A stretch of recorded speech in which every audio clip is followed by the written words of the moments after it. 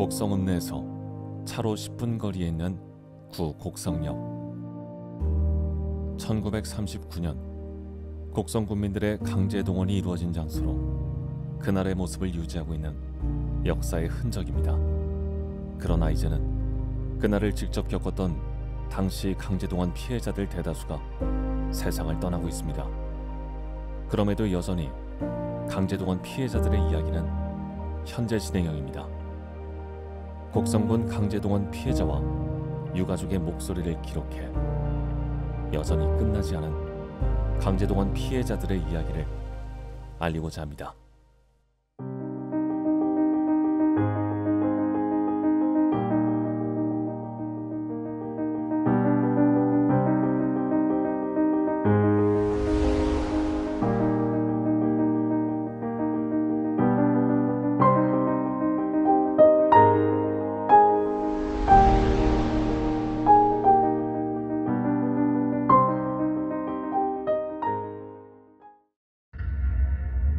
(1937년) 일본의 침략으로 시작된 중일 전쟁이 장기화되면서 일본은 더 많은 물자와 인력을 착취하기 위해 1938년 국가총동원법을 시행했습니다. 국가총동원법은 당시 조선인들의 물질적인 자유는 물론 신체적 자유까지 제한할 수 있는 법이었습니다. 전남 곡성의 국민들 역시 하룻밤 사이에 자신의 의지와는 무관하게 낯선 타향으로 끌려가야 했습니다. 일제가 아시아 태평양 전쟁이란 침략 전쟁을 일으켰는데 국민의 규모, 국력으로는 감당할 수가 없었어요. 왜냐하면 군인이 전쟁터에 나가서 싸우기 위해서는 최소 13명에서 한 20명 정도의 민간인의 노동력이 있어야 돼요. 그래 군복도 만들고 무기도 만들고 해야지 싸울 수 있거든요. 근데 일본의 인구라던가 물자라던가 그 나라의 돈이라던가 이게 부족했어요. 그래서 식민지 민까지 다 동원을 해야만 하는 그런 상황이었죠.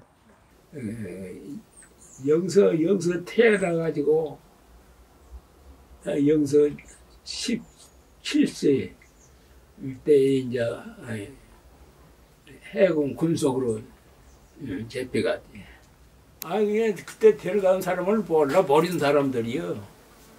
한 사람이면 다 지금이라도 그 누가 데려갔다고 이제 그런데 모르는 사람들이에요. 모르는 사람들이에요. 그때가 15살 먹었을 거예요. 한 14에서 15살. 네. 아래 들을 자꾸만 오빠 어디 가냐고 나 곧 온다고 하고 통 안 왔잖아요. 온다고 쌍께로 온다고 했으니까 나만 아래 들을 잡고 막 어디 가냐고 그랬지. 국내외로 동원된 조선인들은 석탄광산, 토목건축 현장, 군 공사장 등의 산업 현장에서 강제 노역을 감수해야 했습니다. 일본이 아닌 한반도 내로 강제 동원되는 경우도 많았습니다. 그러나 이 경우에도 낯선 타향으로 끌려가기는 마찬가지였습니다. 제대로 된 휴식 시간을 보장받지 못한 채 일을 해야 했으며 임금을 받지 못하는 경우도 빈번했습니다. 열악한 환경 속에서 거주하고 노동하면서 건강을 잃고 사망하는 조선인들도 존재했습니다. 태평양 전쟁 한복판에 강제 투입된 조선인 군인들, 그리고 일본군 군사기지와 비행장, 그리고 군용 철도 등 건설 현장에 동원된 군속들, 그리고 국내외 탄광과 광산 등에서 노역한 노무자들, 그리고 협박과 납치 등에 의해서 일본군 성착취 대상이 된 일본군 위안부 등으로 그 강제 동원의 피해 사례는 다양한 형태로 전개가 되었습니다. 히로시마 고래 해군 공창 1944년 3월 26일 해군 군사 재판 기록을 보면 얼마나 조선인 차별이 심했는지 우리가 알 수가 있어요. 조선인 군속 노무자들이 약 700명이 모여서 물자와 식사 배급 그리고 일본인 지도원에 대한 불만 이런 부분을 시정 요구를 하면서 조선인 차별 금지를 목적으로 한 시위를 전개한 거예요. 세도를 빼다가 놓고갖고 일본으로 가져가려고 했단 말이야. 일본 사람들이 네. 중요한 것은 일본 놈들이 했는데 네. 이제 한국 사람들은 그 노동일 시켰다 이게 공장에서 일하는데 이럴 때 말은 노동이라고 뭐 한갑게 이렇고 이럴 사람 뭐 얘기할 새가 어디가 있어. 수력 발전소를 북한에서 만든 뒤 거기에 이제 코끼리 들고 파고 흙 실어내고 파고 실어내고 그런 거 이제 그 일을 시킨 거이지. 발전소를 만들려면 땅을 파고 무엇을 파실 것 아니야 하여튼. 네. 거기서 강제 노동을 시킨 것이요. 거기서 이제 뭐 파다가 어장나면 흙이 어디 까무라도 어장나면 죽는 수도 있고 다친 수도 있거든요. 같은 일한 사람들이라도 일본인 사람들은 꾀기라는 거 이제 삽으로 구름에다 실어준 거. 그거도 고 조선 사람들은 꽃갱이를 하루 종일 24시간 계속 두들 파다시피 했대. 예. 잘못하면 아주 그 신용 간 사람들 보인 데서 아주 씌워놓고 막 두들 패서 죽여보고 막 아주 개 취급을 하더래. 잘못하면. 그리고 1945년 8월 4년 가까이 지속된 태평양 전쟁이 막을 내렸습니다. 일본 쇼와 천황이 항복을 선언하였고 한반도에는 대한독립 만세 소리가 울려 퍼졌습니다. 타국 타지에서 하루하루를 견디던 강제동원 피해자들도 드디어 조국으로 돌아갈 수 있게 됐습니다. 하지만 일본은 해방 이후에도 피해자들에게 어떠한 사과나 배상도 하지 않았습니다.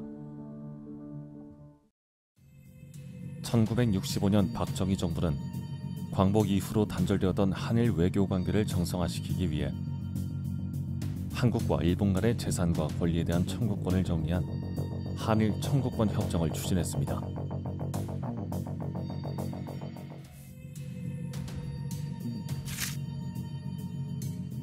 그 결과 일본 정부로부터 무상 3억 달러, 차관 2억 달러를 받게 되었고 한국과 일본은 다시 외교 및 영사관계를 수립했습니다. 그러나 박정희 정부는 협정을 통해 얻은 자금을 강제동원 피해자들을 위해 사용하기보다 경제개발을 위해 사용했습니다.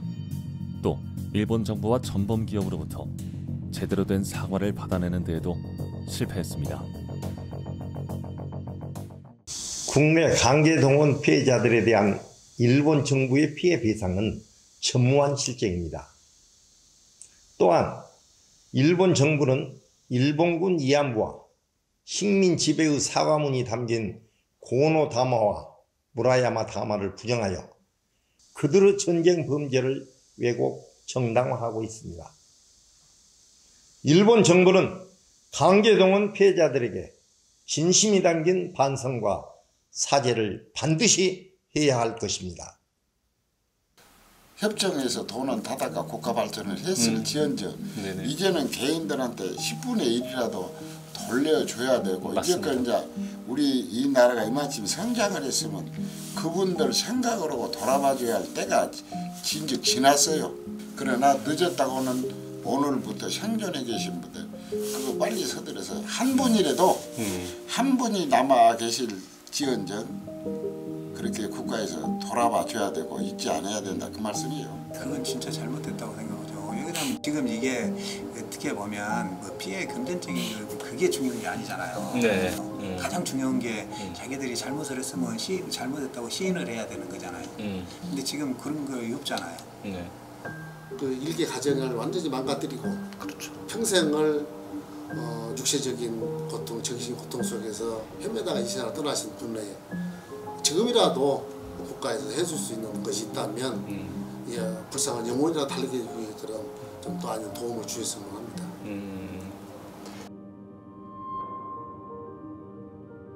1939년 강제동원된 곡성 국민의 숫자는 무려 5,000명에 달했습니다. 누군가는 타향에서 쓸쓸히 세상을 떠났고 누군가는 귀향 이후 고된 노동의 후유증으로 눈을 감았습니다. 남은 이들은 사과와 정당한 보상을 받지 못한 채 80년 넘는 세월 동안 아픈 기억을 홀로 간직해야 했습니다. 피해자들의 육신과 분노, 슬픔은 한 줌의 재로 돌아가겠지만 누군가의 어머니이자 누군가의 할아버지인 그들의 이야기와 그 아픈 역사는 세대를 넘어 기억되어야 할 것입니다.